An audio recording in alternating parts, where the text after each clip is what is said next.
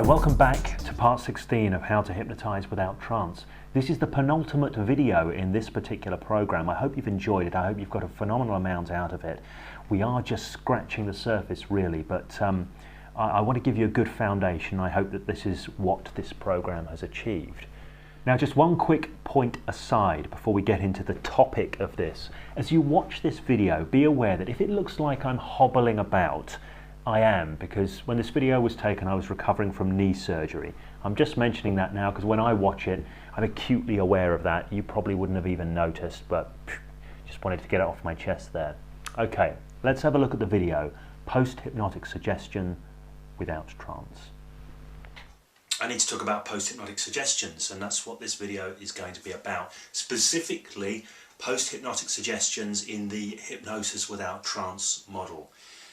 Before I say anything more, let me just get clear about what a post-hypnotic suggestion is, because I know not everybody watching these videos is a seasoned hypnotist.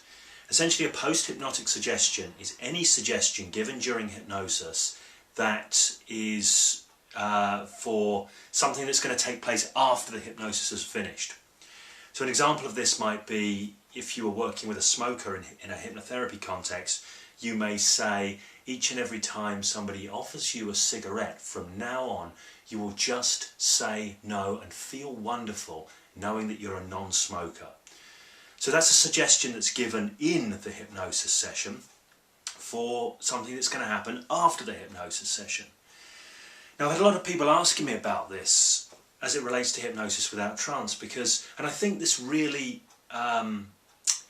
it really shows how easy it is to get stuck in that old school trance model, because people think, well, hang on a second, there's no trance, there's no eyes closed bit going on with Hypnosis Without Trance, so when do I give the suggestions? The answer to that is really, really simple. Whenever you like. Now, with the Hypnosis Without Trance approach, you're just taking people directly into experiences, so you forget trance completely. But while they're in any of those experiences that you've taken them into, you can give post-hypnotic suggestions for things that are going to happen after the hypnosis session. A good example of this is Jürgen Rasmussen, the author of Provocative Hypnosis. He started utilising the Hypnosis Without Trance hand stick as a sort of centerpiece for his smoking cessation therapy. So while the hand is stuck, he will be giving suggestions such as, and as your hand is stuck now, the suggestions I'm about to give you will stick deeply into your mind. From now on, each and every time somebody offers you a cigarette, you will just say no and feel good. As your hand is sticking to the table now, that suggestion sticks fully in your mind. So, forgive me, Jürgen, if you're watching this, because that's probably not exactly how you do it. But for everybody else, you'll get the idea. While the hand is stuck, you can give the suggestions, the post-hypnotic suggestions, for what's going to happen later on. Other people have asked me about Anthony Jacquin's Manchurian approach material and how that works with the Hypnosis Without Trance approach. If you're not familiar with that material and you're interested in how hypnosis works in a sort of magician's mentalist kind of context, a kind of a Darren Brownie context, the Manchurian approach is well worth checking out. People have asked about some of the ideas in that. I'm not going to talk about them here because they're Anthony's ideas, they're part of Anthony's product, but where you give post-hypnotic suggestions again for things that are going to happen later on, and specifically in these instances it's very useful to have conscious amnesia. So the person, although they respond to the post-hypnotic suggestion, doesn't necessarily remember that they were given it in the first place. Let me show you how I work with this kind of thing. If you're familiar with NLP, you'll know about nested loops, the idea of beginning a story or metaphor, and before you finish it, you kind of seeg into another story that you tell, and before you finish that, you seeg into another one, and then you put the main suggestion you want to give in the middle, and then you close those stories back down in the reverse order. This is called nested loops. Now, what I often do with Hypnosis Without Trance is I do nested realities or nested phenomena, if that makes sense. So for example, what I might do after taking somebody through a sticking sequence is I might leave them stuck to the chair. So this is hypnotic loop. Let me make sure. So this is hypnotic loop number 1, leaving them stuck to the chair. loop 1, chair.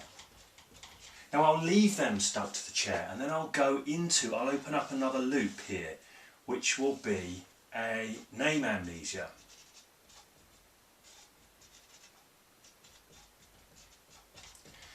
Now, right in the middle of the name amnesia here, because this is an amnesia, this is the phenomenon of amnesia going on. This is a great place to put a post-hypnotic suggestion that you want them to have conscious amnesia for.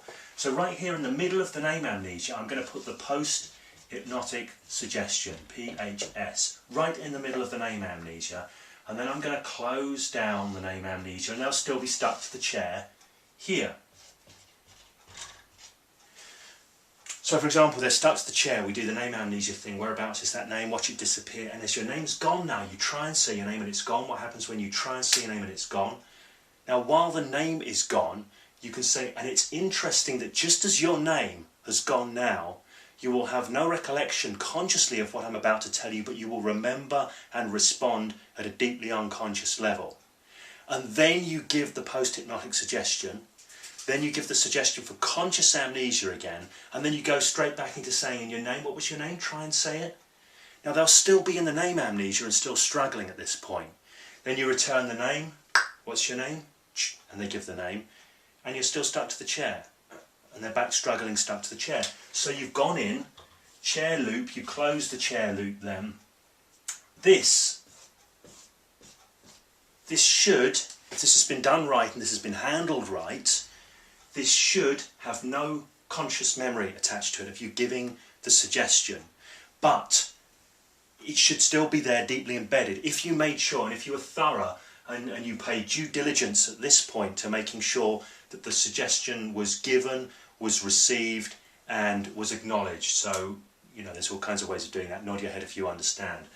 Then you close it back down. So this is one way of giving post-hypnotic suggestions with amnesia using Hypnosis Without Trance. But remember this, it's all suggestion, it's all language, it's all communication, it's all bringing people into these different perceptions of reality. And you can give post-hypnotic suggestions at any point during any other hypnotic phenomenon that you may be utilising at that time.